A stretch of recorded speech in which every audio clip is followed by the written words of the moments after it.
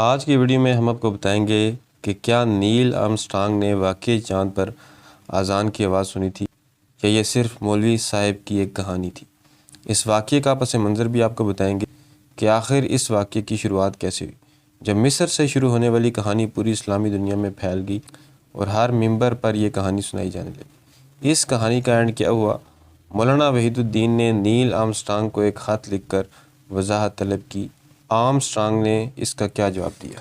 ہم اس واقعے کی سائنسی وضاحت بھی کریں گے۔ چلتے ہیں ویڈیو کی طرف۔ مشہور ہے کہ جب 1983 میں نیل آرمسٹرانگ نے مصر اور چند دیگر مسلم ممالک کا دورہ کیا، اس دوران قاہرہ میں قیام کے وقت انہوں نے مسجد سے اذان کی آواز سنی۔ جب انہوں نے پوچھا کہ یہ کیا ہے تو انہیں بتایا گیا کہ یہ مسلمانوں کی نماز کی پکار ہے، تو انہوں نے محض یہ تبصرہ کیا، یہ آواز بہت متاثر کن ہے۔ اس وقت انڈونیشیا اور ملیشیا کے کچھ بڑے اردو اور مقامی زبان کے اخباروں نے سرخیوں کے ساتھ یہ خبر چھاپی کہ پہلے انسان نے چاند پر اذان سنی اور اسلام قبول کر لیا۔ ان خبروں میں دعویٰ کیا گیا تھا کہ آرمسٹرانگ نے کسی تقریب میں اعتراف کیا ہے کہ انہوں نے چاند پر ایک ایسی زبان میں آواز سنی تھی جو انہیں سمجھ نہیں آئی، لیکن بعد میں زمین پر اذان سن کر انہیں احساس ہوا کہ یہ وہی آواز تھی۔ ملیشیا اور انڈونیشیا میں اس دور میں اسلامی بیداری کی لہر چل رہی تھی۔ جب نیل آرمسٹرانگ جیسی عالمی شخصیت کے بارے میں ایسی خبر سامنے آئی تو اسے بغیر کسی سائنسی یا تاریخی تحقیق کے درست مان لیا گیا۔ اس وقت کے کئی مذہبی مبلغین نے اپنے خطبات میں اس واقعے کو معجزے کے طور پر پیش کیا، جس سے یہ عوامی سطح پر ایک اٹل حقیقت بن گئی۔ آج کے دور کے برعکس اس وقت ناسا یا نیل آرمسٹرانگ کے دفتر سے براہ راست رابطہ کرنا فوری طور پر مشکل تھا۔ جب تک امریکہ سے سرکاری تردید ان ممالک تک پہنچی، تب تک یہ کہانی ذہنوں میں جڑ پکڑ چکی تھی۔ کہا جاتا ہے کہ ملیشیا کے ایک مشہور اخبار دی اسٹار میں اس حوالے سے کچھ مضامین شائع ہوئے جنہوں نے جلتی پر تیل کا کام کیا۔ اگرچہ بعد میں اخبارات نے وضاحتیں بھی دی، مگر مسلمانوں نے اس پر یقین نہیں کیا۔ خطوط اور ان کا جواب۔ جب 1980 کی دہائی میں یہ افواہ عروج پر تھی تو دنیا بھر سے لوگ انہیں خطوط لکھ کر اس کی تصدیق کرنا چاہتے تھے۔ نیل آرمسٹرانگ کے اس وقت کے اسسٹنٹ ویوین وائٹ نے سینکڑوں افراد کو نیل آرمسٹرانگ کی طرف سے جوابی خطوط بھیجے۔ ان خطوط میں واضح طور پر لکھا تھا، مسٹر آرمسٹرانگ نے نہ تو چاند پر اذان سنی اور نہ ہی وہ اسلام قبول کرنے کا کوئی ارادہ رکھتے ہیں۔ یہ محض ایک غلط فہمی ہے جو میڈیا کے ذریعے پھیلی۔ امریکی محکمہ خارجہ کے علاوہ کئی اداروں نے بھی آرمسٹرانگ سے رابطہ کیا۔ انہوں نے تمام اداروں کو تحریری طور پر آگاہ کیا کہ ان سے منسوب یہ بیانات من گھڑت ہیں۔ ہندوستان کے مشہور عالم دین اور محقق مولانا وحید الدین نے بھی اس واقعے کی حقیقت جاننے کے لیے نیل آرمسٹرانگ کو ایک خط لکھا، جس کا تذکرہ انہوں نے اپنی تحریروں اور کتابوں میں کیا ہے۔ مولانا وحید الدین چونکہ حقائق کی چھان بین کے قائل تھے، اس لیے جب یہ افواہ برِ صغیر میں پھیلی تو انہوں نے سنی سنائی باتوں پر یقین کرنے کے بجائے براہ راست سورس سے رابطہ کرنے کا فیصلہ کیا۔ مولانا نے نیل آرمسٹرانگ کو خط لکھ کر اس واقعے کی تصدیق چاہی۔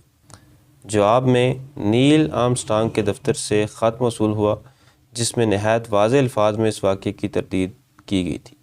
جواب میں نیل آرمسٹرانگ کے دفتر سے خط موصول ہوا جس میں نہایت واضح الفاظ میں اس واقعے کی تردید کی گئی تھی۔ جواب موصول ہونے کے بعد مولانا وحید الدین خان نے اپنے رسالے الرسالہ اور اپنی مختلف کتب میں یہ وضاحت شائع کی کہ یہ کہانی محض ایک افسانہ ہے۔ انہوں نے مسلمانوں کو مشورہ دیا کہ وہ دین کی حقانیت ثابت کرنے کے لیے ایسی جھوٹی کہانیوں کا سہارا نہ لیں، کیونکہ اسلام ایک سچا دین ہے جسے کسی فرضی واقعے کی ضرورت نہیں ہے۔ مولانا کا کہنا تھا کہ ایسی افواہیں پھیلانے سے غیر مسلموں کے سامنے مسلمانوں کا وقار کم ہوتا ہے۔ نیل آرمسٹرانگ کا جواب۔ مولانا وحید الدین نے اپنے رسالے الرسالہ میں نیل آرمسٹرانگ کے دفتر سے موصول ہونے والے خط کا ذکر کیا۔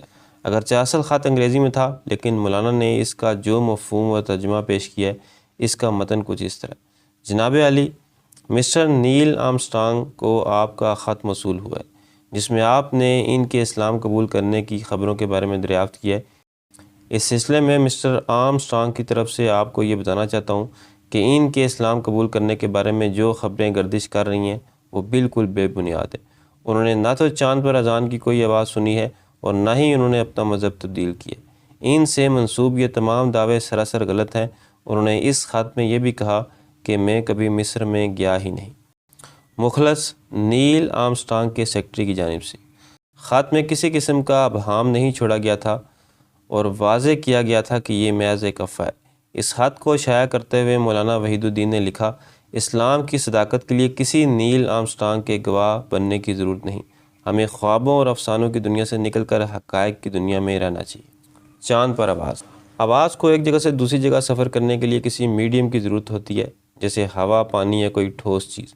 زمین پر ہمیں آواز اس لیے سنائی دیتی ہے کیونکہ یہاں ہوا کے مالیکیولز موجود ہوتے ہیں جو لہروں کی صورت میں آواز کو ہمارے کانوں تک پہنچاتی ہیں۔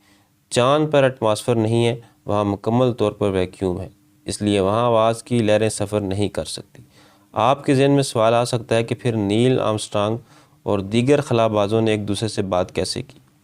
وہ ایک دوسرے کی آواز براہ راست کانوں سے نہیں سنتے تھے، بلکہ ان کے ہیلمٹ کے اندر مائکرو فون لگے ہوتے تھے جو ان کی آواز کو ریڈیو ویوز میں تبدیل کر دیتے تھے۔ ریڈیو لہریں خلا میں سفر کر سکتی ہیں، یہ لہریں دوسرے خلا باز کے ہیلمٹ میں لگے ریسیور تک پہنچتی تھی جو اسے دوبارہ آواز میں تبدیل کر دیتا تھا۔ اگر چاند پر کوئی بہت بڑا دھماکہ ہو یا شہاب ثاقب اس کی سطح سے ٹکرائے تو وہاں کھڑے کسی انسان کو اس کی کوئی آواز سنائی نہیں دے گی، البتہ اگر وہ انسان سطح کے ساتھ جڑا ہوا ہو تو تھر تھراہٹ کو محسوس کر سکتا ہے۔ ایک دلچسپ حقیقت یہ ہے کہ چاند پر خاموشی اتنی گہری ہوتی ہے کہ وہاں کسی بھی قسم کا شور ممکن ہی نہیں، اسی لیے سائنسی طور پر یہ ناممکن ہے کہ وہاں کوئی آواز انسانی کانوں کو بغیر کسی آلے کے سنائی دے۔ تو دوستو، یہ تھی میری آج کی ویڈیو پسند آئے تو چینل کو سبسکرائب کریں۔ ملتے ہیں اگلی ویڈیو میں، تب تک اللہ۔